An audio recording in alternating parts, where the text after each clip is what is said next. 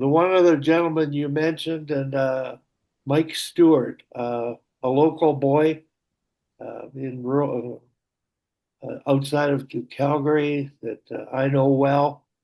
Um, you mentioned his presentation. Can you speak a bit on that one about what it was about?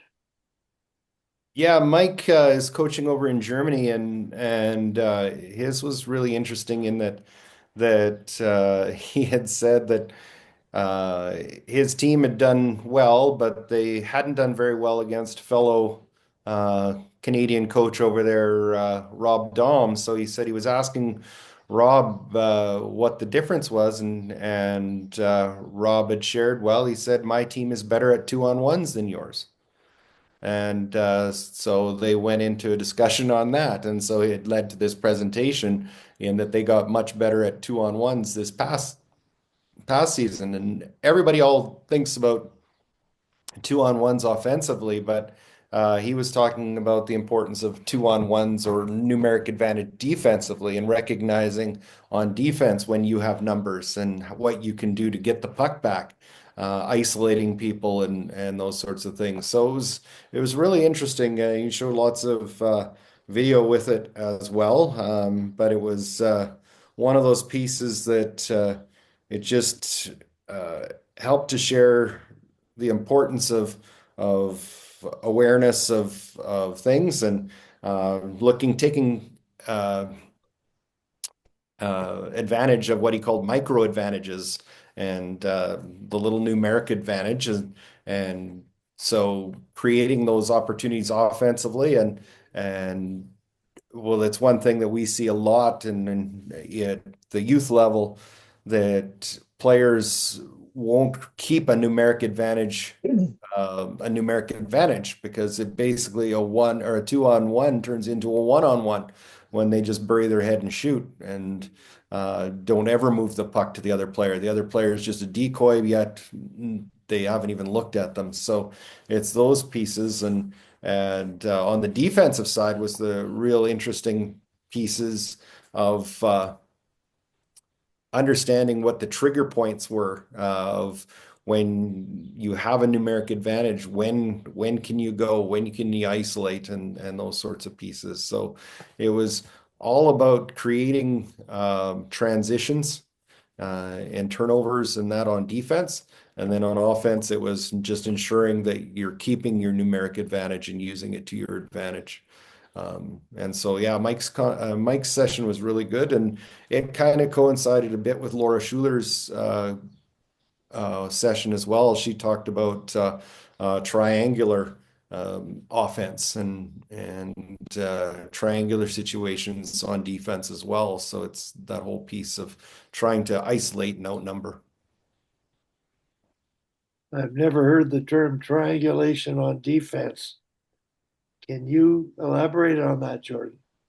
Well, I need to talk with Laura more on it. She did show video on it, um, and it's basically supporting the puck or the defender in a triangle formation.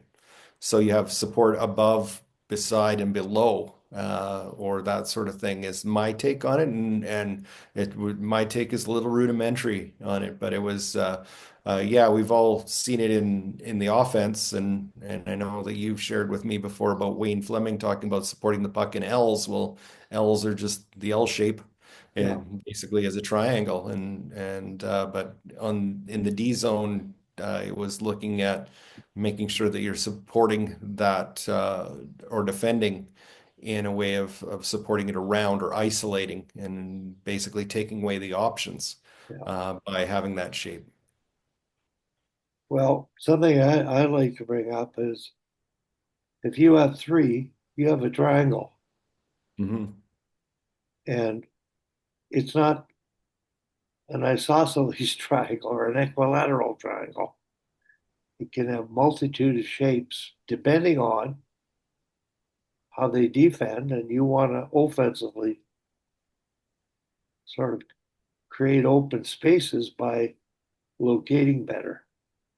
I think that can be taught deliberately, but It has to do with coaches understanding the nuances of teaching how to play effective offensive, how to create offensive opportunities in a 2-on-1, or uh, how to attack with a triangle and benefit the most from it.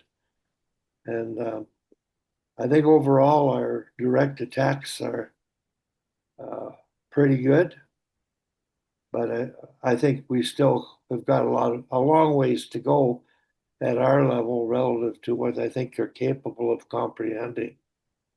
Um, the attack with speed is really important. Keeping the head up is so important.